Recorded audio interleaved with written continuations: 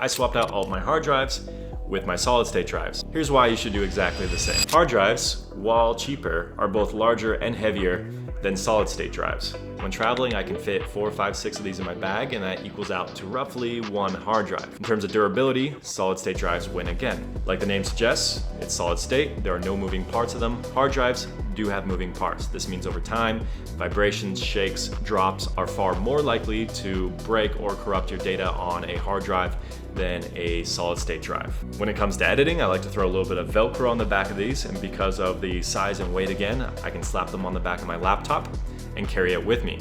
That means 1, I'm not gonna lose it. 2, it's not gonna fall off wherever I'm editing, whether the bus, the plane, coffee shop, it's gonna stay on the back of my laptop plugged in until I'm ready to swap it out with another hard drive. When it comes down to editing, solid state drives win. They're faster at both read and write speed. That means solid state drives are far less likely to become a bottleneck issue in your editing workflow when doing photos and videos. If you're looking for a recommendation, I do recommend the Samsung T5s and T7s. This one right here is the T7. Great read and write speeds. I edit all of my projects off of these and travel with 5, 6 of these at a time.